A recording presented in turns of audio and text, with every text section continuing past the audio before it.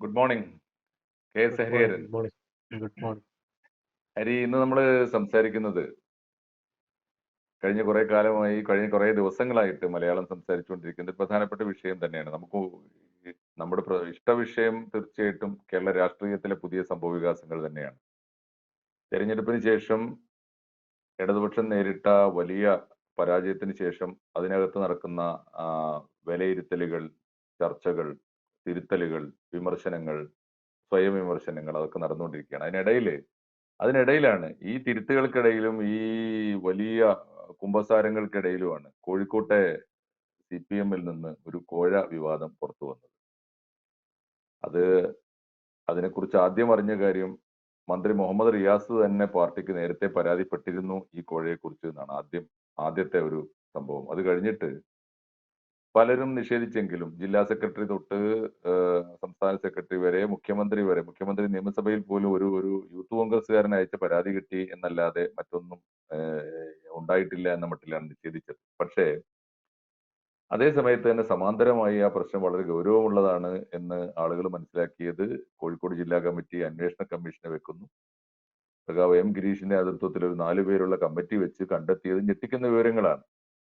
കേരളത്തിലെ PSC അംഗമായി കോഴിക്കോട്ടെ ഒരു ഹോമിയോ ഡോക്ടറെ നിയമിക്കാൻ വേണ്ടിയിട്ട് 60 ലക്ഷം കോഴ വാഗ്ദാനം ചെയ്തു, അല്ലെങ്കിൽ ആവശ്യപ്പെട്ടു എന്നും അത് കൊടുക്കാമെന്ന് സമ്മതിച്ചു എന്നും അതിൽ 22 ലക്ഷം രൂപ ആദ്യ ഗഡുവായി കിട്ടി, അത് വാങ്ങി എന്നാണ് പ്രമോദ് കോട്ടൂളി എന്ന CPM-ന്റെ പ്രാദേശിക നേതാവ്, അത് CPM-ന്റെ CITU-വിന്റെ ഒരു പ്രാദേശിക നേതാവ് വാങ്ങി എന്നാണ് ആരോപണം.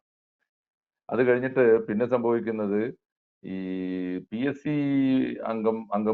അംഗത്വം വാങ്ങിക്കൊടുക്കുക അത്ര എളുപ്പമല്ല എന്ന് മനസ്സിലാക്കിയപ്പോ ഈ ആയുഷ് ഡിപ്പാർട്ട്മെന്റിലെ ഹോമിയോ വകുപ്പ് ഉൾപ്പെടുന്ന കേരളത്തിന്റെ ആയുഷ് ഡിപ്പാർട്ട്മെന്റ്, ആരോഗ്യ വകുപ്പിന് കീഴിലുള്ള ആയുഷ് വകുപ്പിലെ ഡയറക്ടറോ അങ്ങനെ ഒരു ഉന്നത പദവി ഇതേ ആൾക്ക് വാഗ്ദാനം ചെയ്തിട്ട് വാങ്ങിയ കോഴ എങ്ങനെയെങ്കിലും സ്വന്തമാക്കാം എന്ന് തീരുമാനിച്ചു.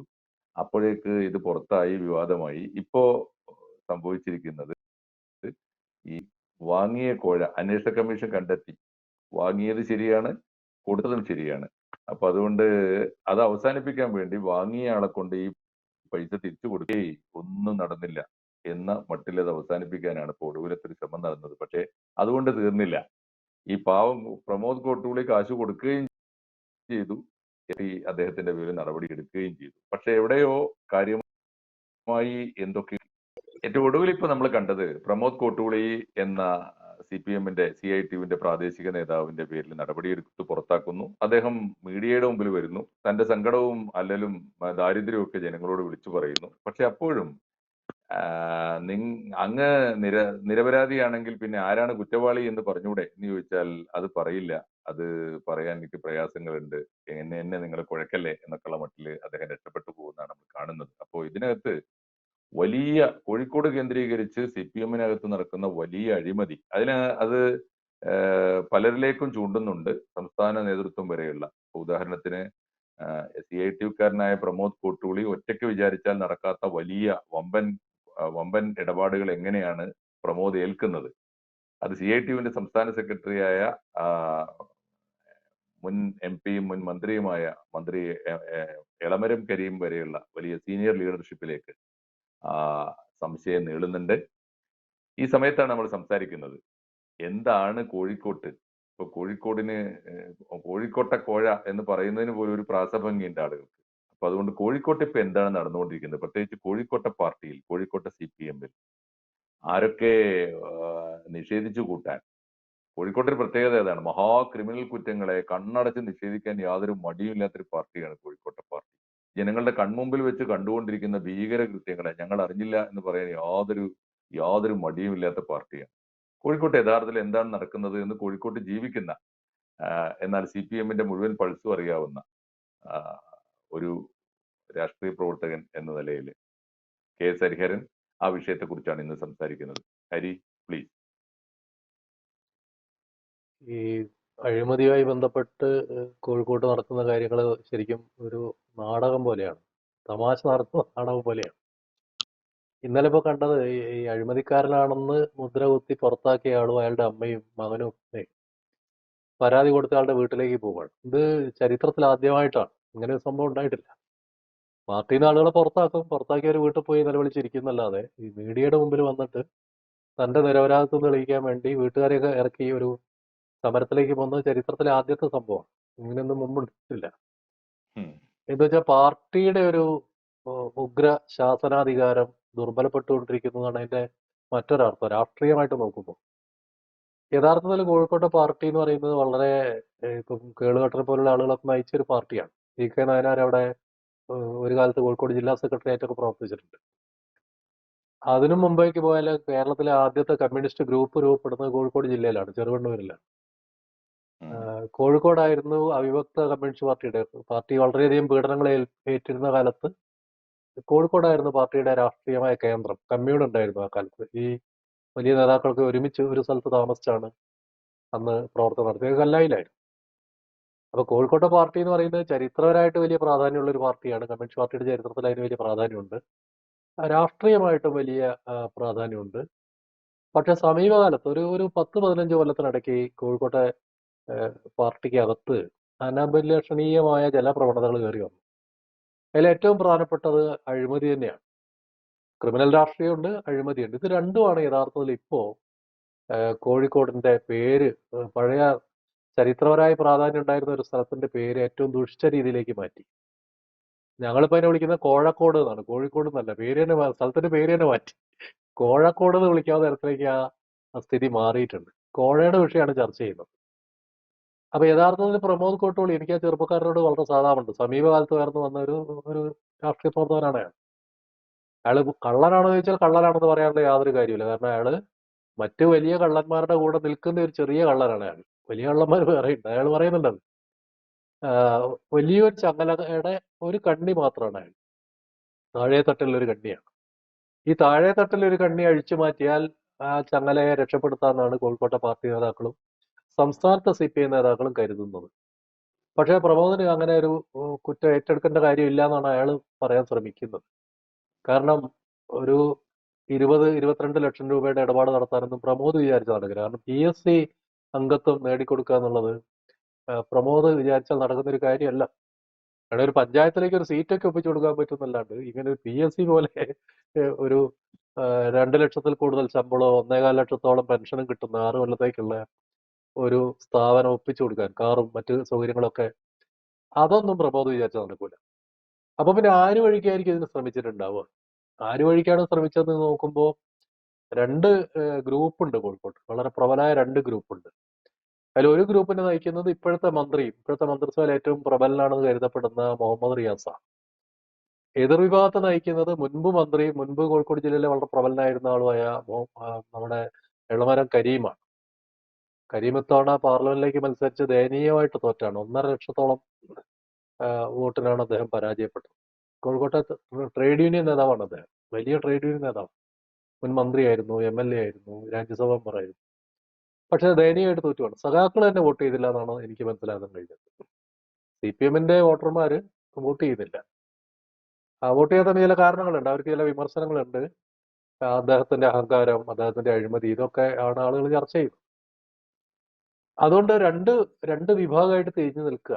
ഈ 2 വിഭാഗമായി തിരിഞ്ഞു നിൽക്കുന്നതിനകത്ത് സ്വാഭാവികമായിട്ടും നമ്മൾക്ക് മനസ്സിലാക്കാൻ കഴിയുക, PSC മെമ്പർ സ്ഥാനം ആർക്കെങ്കിലും വാഗ്ദാനം ചെയ്തിട്ടുണ്ടെങ്കിൽ അത് വാങ്ങിക്കൊടുക്കാൻ കഴിയുക ഈ മന്ത്രിസഭയ്ക്കകത്ത് ഏറ്റവും പ്രാധാന്യമുള്ള ഒരു മന്ത്രിക്കാണ്.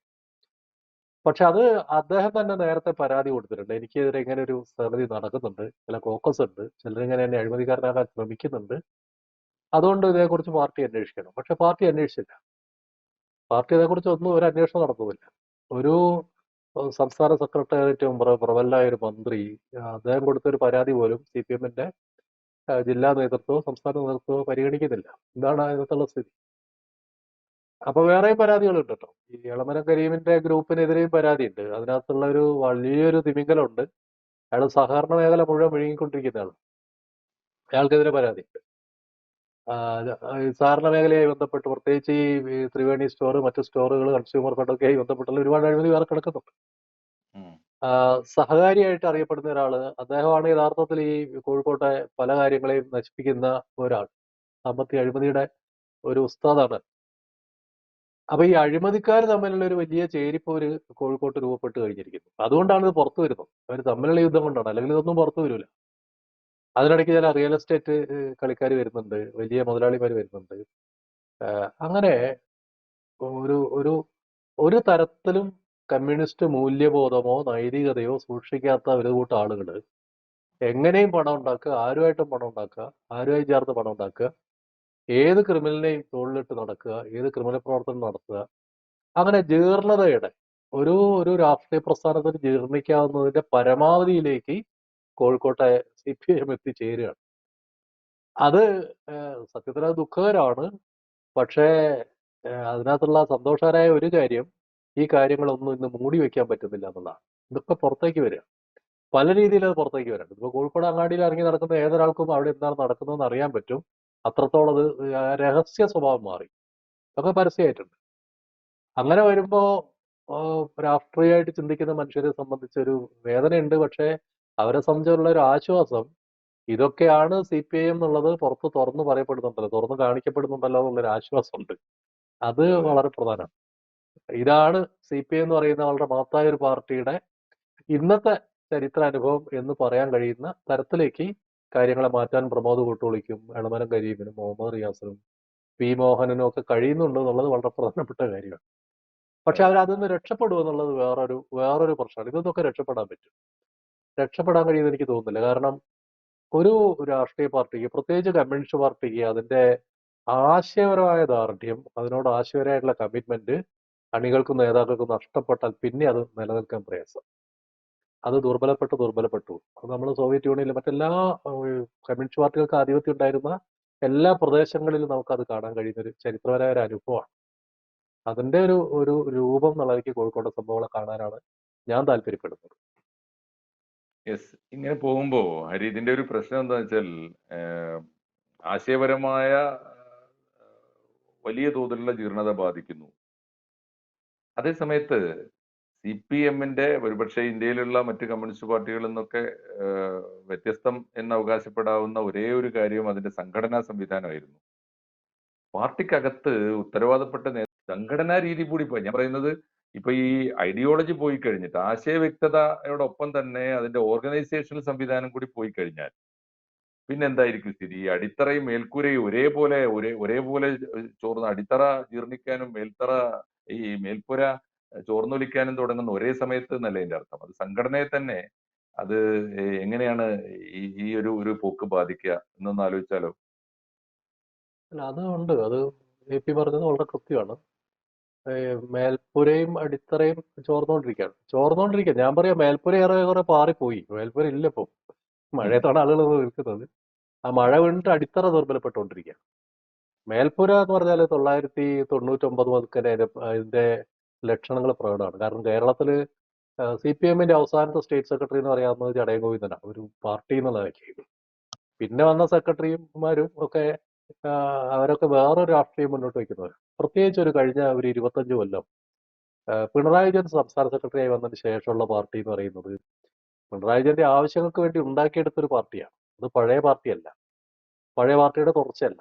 എന്നുവെച്ചാൽ കൃഷ്ണപിള്ള സെക്രട്ടറിയായിട്ട് തുടങ്ങിയ ഒരു പാർട്ടിയുടെ 98-ന് ശേഷം കാണാവുന്ന ദൃശ്യം വേറെയാണ്, അതിന്റെ അനുഭവങ്ങൾ വേറെയാണ്. അതിൽ വന്നത് പാർട്ടിക്കകത്ത് വിമർശനങ്ങൾ ഉന്നയിക്കുന്ന സഖാക്കൾ അവർ മുഴുവൻ പതുക്കെ സൈഡ് ചെയ്യപ്പെടുകയോ പുറത്താക്കപ്പെടുകയോ ചെയ്യാന്നുള്ളതാണ്. ഇതാണ് അതിന്റെ പ്രോസസ്സ്. സംഘടനപരമായിട്ട് ലെനിനിസ്റ്റ് സംഘടനാ രീതിക്കകത്തുള്ള ഏറ്റവും പ്രധാനപ്പെട്ട ഒരു കാര്യം, ഒരു പാർട്ടി കേഡർ അയാൾ സ്വയം വിമർശനം നടത്തേണ്ട ആവശ്യമുണ്ട്, വിമർശിക്കേണ്ട ആവശ്യമുണ്ട്. പാർട്ടി കേഡർമാർ തമ്മിൽ വിമർശനവും സ്വയം വിമർശനവും ഉണ്ട്. പക്ഷേ CH ജയനാരനും P കൃഷ്ണപിള്ളയൊക്കെ പല ഘട്ടങ്ങളിലും ചൂണ്ടിക്കാണിച്ചു, അതിൽ അവര് വളരെ മിലിറ്റന്റ് ആയിട്ട് ഭരണകൂടമായി ഏറ്റുമുട്ടി കമ്മ്യൂണിസ്റ്റ് പാർട്ടി കെട്ടിപ്പടുക്കുന്ന കാലത്ത് തന്നെ അവർ ചൂണ്ടിക്കാണിച്ച ഒരു കാര്യം, വിമർശനമൊക്കെ ഉണ്ട് പക്ഷേ സ്വയം വിമർശനം ഇല്ലാന്ന് അവര് തന്നെ പറഞ്ഞിട്ടുണ്ട്. അവരുടെ കാലത്ത് പോലും വിമർശനമേ ഉള്ളൂ, സ്വയം വിമർശനമില്ല. അത് ഒരു 90-ന് ശേഷമുള്ള കാലത്ത് അതിന്റെ സാധ്യത കുറയുകയാണ് ചെയ്തത്. വിമർശനം പോലും ഇല്ല, സ്വയം വിമർശനവും ഇല്ല, ആർക്കും വിമർശിക്കാൻ ധൈര്യമില്ല, ആരും സ്വന്തം കുറ്റങ്ങൾ കണ്ടുപിടിക്കാനും ശ്രമിക്കുന്നില്ല. അപ്പൊ ഈ കാൽ നൂറ്റാണ്ട് എന്നുള്ളത് CPM-നെ സംബന്ധിച്ച് വളരെ പ്രധാനപ്പെട്ട ഒരു കാലമാണ്, കഴിഞ്ഞ കാൽ നൂറ്റാണ്ട് കാലം. ആ കാൽ നൂറ്റാണ്ട് കാലം കൊണ്ടുണ്ടായ ഒരു പ്രത്യേകത, കേരളത്തിലെ സമ്പദ്ഘടനയിൽ വലിയ മാറ്റങ്ങൾ വന്നു. നമ്മൾ പഠിക്കേണ്ട ഒരു കാര്യമാണ്. ഏത് രാഷ്ട്രീയ പരിവർത്തനത്തിനും രാഷ്ട്രീയ പ്രതിഭാസത്തിനും അടിയിൽ സമ്പദ്ഘടനയുടെ ഒരു വികാസവുമായി ബന്ധപ്പെട്ട കാര്യം ഉണ്ടാവും. ഒന്നുകിൽ അതിന്റെ വികാസം അല്ലെങ്കിൽ അതിന്റെ തകർച്ച.